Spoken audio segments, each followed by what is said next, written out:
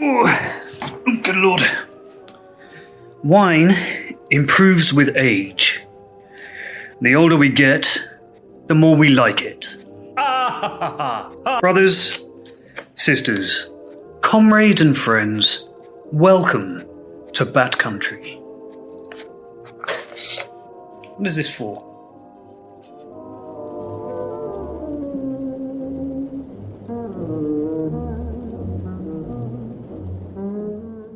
Alcohol lies, and when it's in you, you lie too. The myth of the functioning alcoholic is surely the biggest lie, the biggest bullshit in all of alcoholism bullshittery. And there's a lot of bullshit in alcohol. That myth is that we can be really heavy drinkers and still have normal, stable, successful lives. And it's not true. Ever. It is never true. The functioning alcoholic thing is always a myth, made up by people to flatter themselves slightly about their drinking problem. The central premise of this episode is that functioning alcoholism is a lie, and that it's a harmful one. It's a dangerous one. And I'm kind of appealing to you. If you're the kind of person who describes yourself as a functioning alcoholic, by the end of this video, I would like you to stop. And on top of that, I'm going to explain why I think that I am a functional alcoholic now in sobriety. We'll get there. One of you described yourselves like that in the comments. It was ages ago, but it really stuck with me.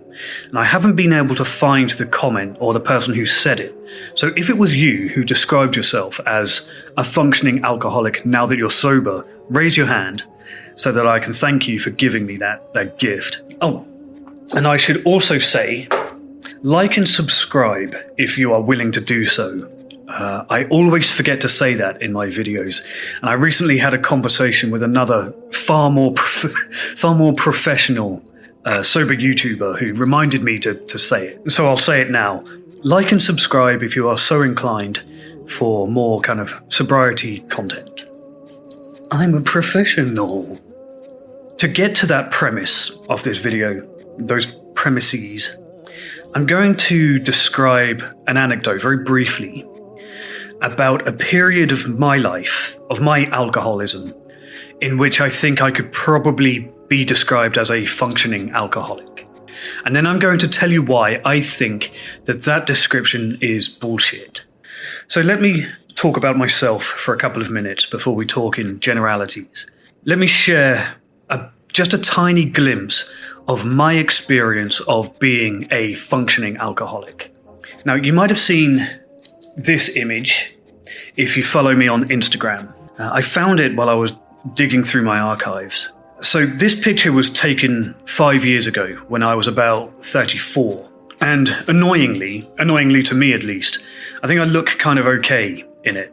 I'm wearing a nice 3-piece suit, handmade in Shanghai for me, and a solid gold tie clip, and an only slightly receding hairline.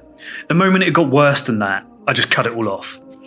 I was kind of polished up and then rolled out on camera at the Museum of Sex in New York to make a documentary about expensive, posh sex toys. That's why I was there, and that's why I'm dressed like that, to talk about posh dildos.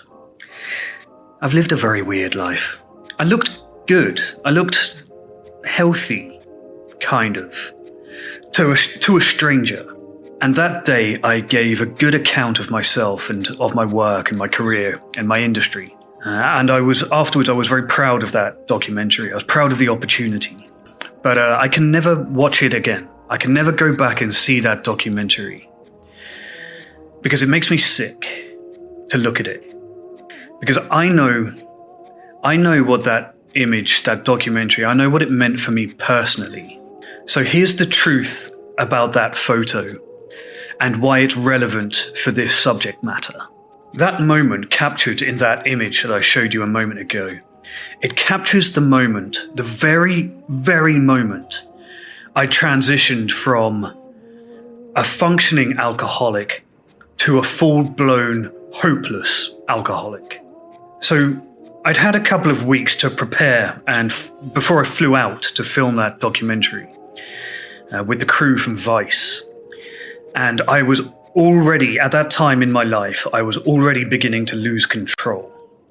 So even while I was preparing for that opportunity, I was drunk every day, including in the mornings and going to work. I would get up at 6 a.m., drink, go to the gym. I was drinking in the gym, go to work, doing my job to some level of success, and then drunk immediately at the end of the workday. So just straight away, I would leave the office and be drunk 20 minutes later. Every day for years and years and years. And it had progressed. So up to the point where I was about to film that documentary, I'd been living in Shanghai for 4 years or so. And I was now a blackout drunk every day. And somehow still managing to get up at 6, even if I went to bed at 3. And I would often be drunk in the office too. So it was a bad scene. People were starting to really notice. And when that documentary was put in my lap, it was me and Dieter Von Teese in that episode. It was a very incredible opportunity, and I knew it was. And I had dedicated myself to remaining sober for the 4 days that I was in New York, and specifically for the 2 days that I was going to be filming. So I allowed myself to be drunk for the flight out of Shanghai. I was drunk on that flight, but I had made a deal with myself to be sober when I landed, or at least sober up when I got to New York, and to not be drunk there until after the documentary. I would not drink at all before filming. And the thing about that is that if you're negotiating with your alcoholism, when you're making secret deals and promises with yourself and with your addiction, you're already deeply in trouble. You know, if you're making an exchange, okay, I won't drink, but then I'll drink heavily immediately afterwards. It's already getting on top of you in quite a serious way. And I hope other sober people will back me up in the comments here that that's their experience too. That once they noticed that they were trading off internally to be sober for a period with the reward of drinking heavily afterwards, that they also agree that that's a bad place. That's a real massive warning sign that your drinking is quickly spiraling out of control. And the reason why that's dangerous is because if you're negotiating with your own alcoholism, the alcohol has the power in that negotiation. But I did it. Certainly for the 2 days that we were filming, I did stay sober. The problem with that is that I had been a daily heavy drinker for years. And then suddenly I had this 2-day, 3-day period.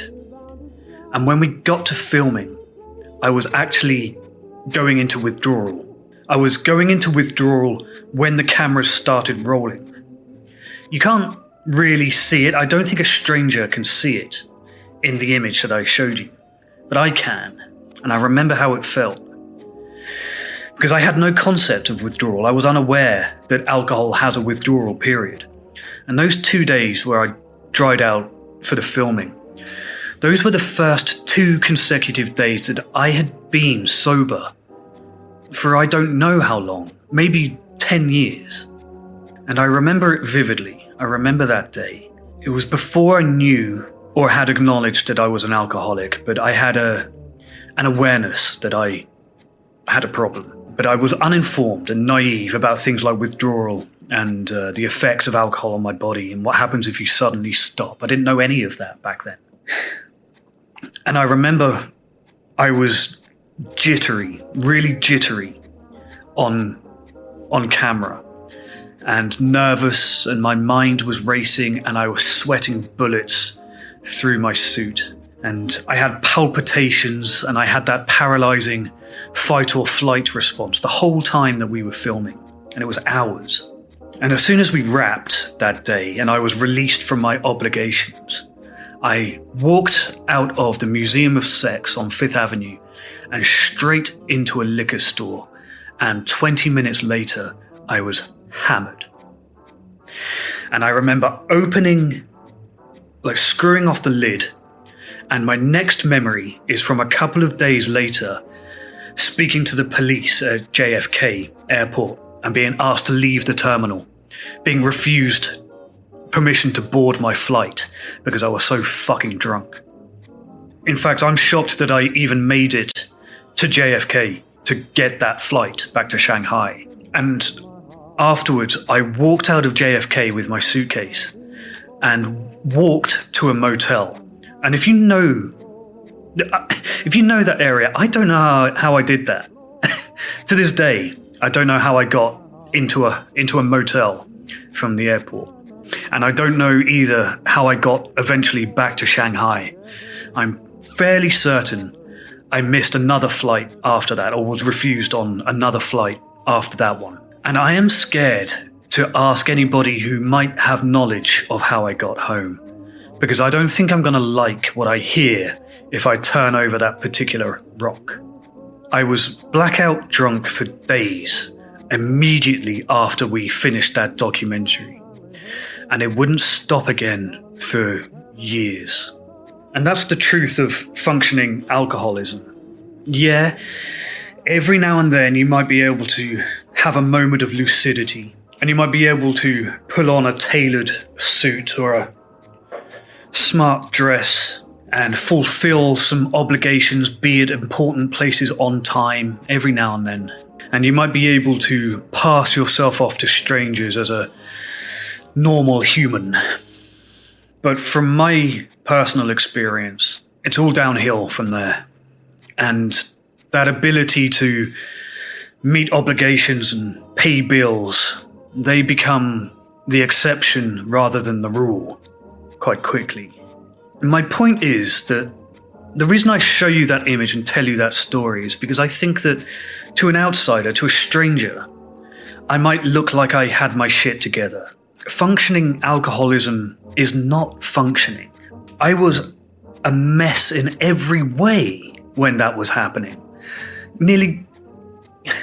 I looked good in the photographs, but what you didn't see was me flailing around on the streets of New York, being a danger to myself, or nearly getting arrested twice at JFK. Functioning alcoholism is not functioning. It's only the appearance of functioning. And if you're in a functioning alcoholic state, and I think you'll probably agree with me, even all the other lies that you're telling yourself, you would agree that most of your time is spent either drunk or being dead tired all the fucking time. And that meets only the bare minimum definition of functioning. If you had a V8 Mustang, but it was only firing on one cylinder, you probably wouldn't describe it as functioning. You would probably describe it as defective. And that's what functioning alcoholism is like. You can give it the fancy name if it makes you feel better, but I would suggest what you need is not to feel better about it, but to do something about it. Because right now, you're just wandering through life with half-closed eyes, and that's a waste. So instead of talking about the myths of functioning alcoholism as we see portrayed in like Mad Men or How I Met Your Mother, did you ever notice how much they drank in that show? They were never not drinking, and there were no consequences. I think How I Met Your Mother is worse for its depictions of alcohol than Mad Men or Peaky Blinders. I hate that show. How I Met Your Mother. I hate it. Anyway, everybody drinks in those shows without consequences. They drink all the time. So let's talk about the reality of functioning alcoholism. And we'll do it by what people who describe themselves as functioning alcoholics tend to ignore, is that alcoholism is progressive. It's progressive, and it's always malignant and never benign.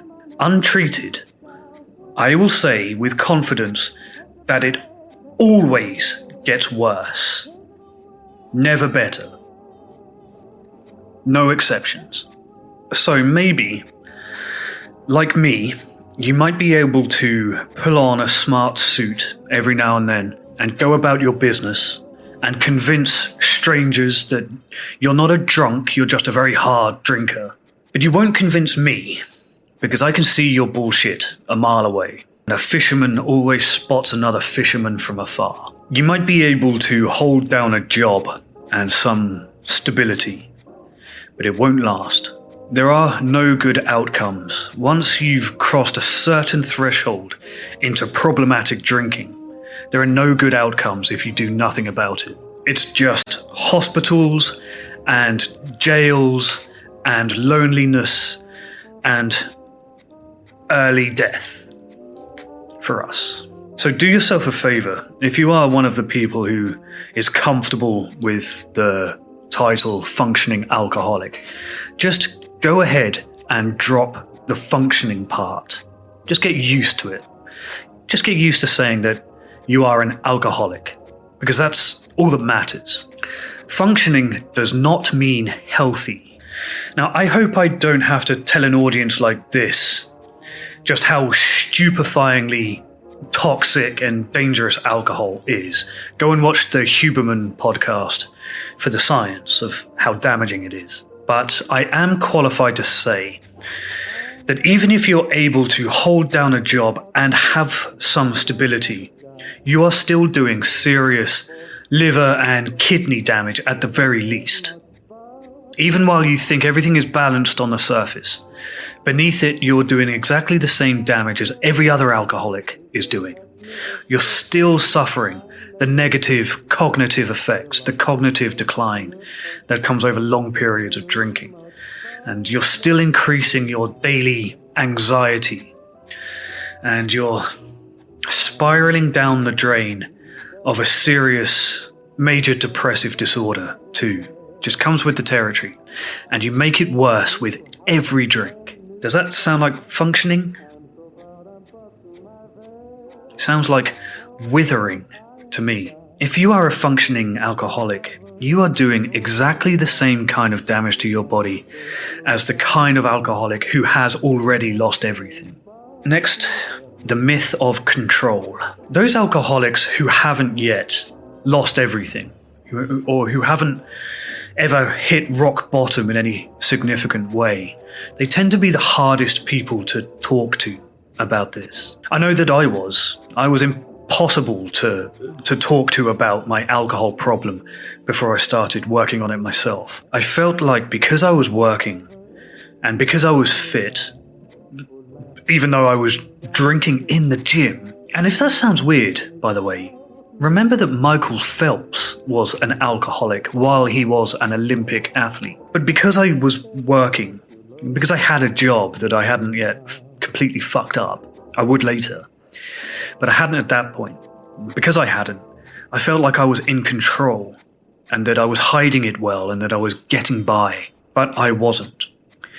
And years later, when I finally started telling people that I thought I had a drinking problem, it emerged that everyone already knew. I was the last person to know about my own alcohol problem. So, as much as you feel like you might be in control of it when you're in that functioning stage, you're not. And I can assure you, I can promise you, that everybody around you knows. You're not hiding it as well as you think you are. If you're drinking regularly, people know. They know. And they probably talk about it when you're not there. And you might think, because of the false confidence that alcohol gives you sometimes, that you're impressing people around you, but you are not. In fact, you probably make people nervous. There is an implication in the phrase functioning alcoholic that you have some kind of special ability. I think because of the parallelism with phrases like high-functioning ADHD or autistic savant and that kind of language. The parallel is that if you are a functioning alcoholic, you are somehow immune to alcohol, or it somehow empowers you. And that's fucking ridiculous. And that attitude pisses me off more than anything else. People who brag about being a functioning alcoholic. You're not a functioning alcoholic, you're an alcoholic. That's the important part of the phrase. Got angry there. Forget any romantic notion that you are in any way exceptional. That you are an exception to the rule of alcoholism. There are no exceptions. And I'll give you some hard truths. Hemingway, who is famous for being quite prolific, even though he was an alcoholic to the point that his liver was visibly sticking out of his body. His later work is not very good. So people who quote Hemingway as somebody who was able to work while also being an alcoholic, it simply isn't true. From 1949 onwards, his work is noticeably lower in quality. The same is true of Hunter S. Thompson, another famous addict, I suppose, or famous for an excessive lifestyle. His later work is also not the same quality. And both of those people's lives ended in suicide. Another example that often gets quoted, Lemmy from Motorhead. Lemmy had to stop touring, and even fans of Lemmy will say that, yeah, while his work was consistent for most of his life, after his middle-aged years, there was no evolution in his music anymore. So even someone like Lemmy is an example of how alcohol can stunt your creative abilities. And the same is true of my own hero, Christopher Hitchens, whose work diminished at the height of his alcoholism, in my opinion, and then recovered slightly in the period just before his own death, where he suddenly became incredibly lucid and powerful again. And I think that's because he was sober in that period. And instead of looking at his work and thinking, look, he did all of this because of alcohol, my feeling is, what could he have done without it? There is only one exception I can think of. Well, two. One is William Faulkner, whose work was always astonishing, even late into his alcoholism. And the other is Picasso. But Picasso wasn't anywhere near the level of malignant alcoholism as like a Hemingway. So that's really one example in all of human history that I can think of who beat the rule of functioning alcoholism. One, maybe two exceptions out of the millions and millions of people who drink every day. And let me ask you this, if you think you are also an exception. Are you Pablo fucking Picasso? I don't think so. No offense, but look at you. Now imagine what all of those people could have done if they hadn't foreshortened their lives with alcohol. Imagine what Alexander the Great would have gone on to accomplish if he hadn't drunk himself to death at 32 or whatever it was. My point is, and I'm sorry I got heated in the process of making this point,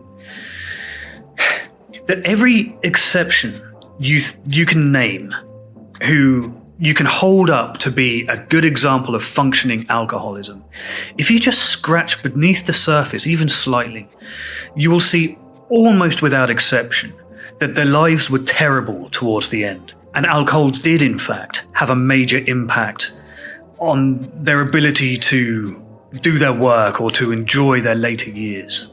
And to people who brag about being a functioning alcoholic, I would say, is operating at 30% capacity something to brag about? You've got so much to give.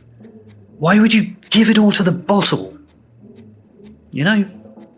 Sobriety gives you such a massive advantage over everybody else around you. In fact, I don't want everybody else to quit drinking because I'm killing it. While everybody else is drinking, I am making massive progress.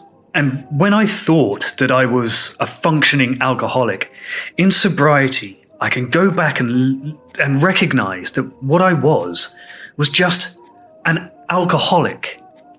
And that now, in sobriety, now I am a functioning alcoholic. A lot of functioning alcoholics, self-labeling functioning alcoholics, do so, give themselves that title, because they don't feel like they fit the stereotype of an alcoholic. They don't feel like they fit the conventional social model of an alcoholic. And because you're able to get the kids up and to school on time, and you can pay your bills and hit your deadlines, and perhaps you have an active social life, and your impression of an alcoholic is a 55-year-old man living on the street and yelling at traffic, you might be tempted to think that you're not like them. But let me assure you, as someone who has been at both ends of that spectrum, both kind of a successful-ish functioning person and also a down-and-out yelling at traffic person, I can assure you that the condition is the same underneath. And yes, you might have slightly different genetics, or you may have had slightly different opportunities, and your life might have gone in a different direction to that person yelling at traffic. But alcoholism is more or less the same for everyone. Whether alcoholism allows you to keep your job or whether it forces you onto the streets, the condition is the same. It's only the circumstances which are different. Now, if you have an alcohol problem and you hand wave it away with the phrase functioning alcoholic, then ask yourself this: by what standard are you functioning? Because I promise you this is a vow to you. Once you get sober and actually start functioning, you will start to understand that in the alcoholism part of your life, you were never really functioning at all. Once you begin to see what you are capable of, and that you are capable of experiencing all of your emotions, including the negative ones, you will learn that you had a huge amount of capacity the whole time. And what alcohol was doing was actually preventing you from functioning. In fact, you were barely scraping through day by day. And for most of that time, you were, in fact, miserable. And I think something that's worse, certainly more harmful, is that labeling yourself a functioning alcoholic doesn't just hurt you, it hurts other people around you. Because once you say it to yourself, you give yourself a license to drink, to put the problem off another day. You'll wait until you are no longer functioning before you address it. But also, I've heard people a lot describe themselves as functioning alcoholics with some pride. And I fear not only does it give them a license to continue drinking, if there is anyone around them who has just begun to struggle with alcohol, I think it gives that person a license to continue drinking too. The title, the phrase, functioning alcoholic, is selfish and deeply harmful. So at the very least, if you're not in a position to address your functioning alcoholism, at least for me, for sober people everywhere, for struggling people everywhere, stop saying it. I'm going to, after this video, I'm going to stop using the term functioning alcoholic, because it is a falsehood. It is a fallacy. It doesn't exist. You are not functioning. And I feel like it gives people an excuse to continue drinking. The way we talk about alcohol, man, it's gross. Do you remember those adverts for cigarettes from the 1950s where it was a print ad and there would be a picture of a doctor and the line of copy would read something like, "Smoke for your throat's sake"? And we look back on that now and scoff and wonder how we could ever believe such a thing to be true. That's like how we talk about alcohol today. It's like one of those old cigarette adverts. And I'm grateful to say that younger people certainly younger than me, are starting to see that for what it is. And I think people who are kids now, when they get to my age, which is around 40, will also look back on the way that we talked about alcohol with disbelief. But we're not there yet. We'll get there, thanks to a much better educated generation of young people coming up now. So there's hope for the future at least. The phrase functioning alcoholic is a lie rolled out, often by people to delay facing the truth about their unhealthy relationship with alcohol. And the truth is this: if you require alcohol to function, then you are not really functioning at all. Okay, I think that's all I've got for today. So please comment, share your thoughts on functioning alcoholism. Like if you liked it, subscribe if you're willing to do so. Thank you for watching, and as always, good luck out there.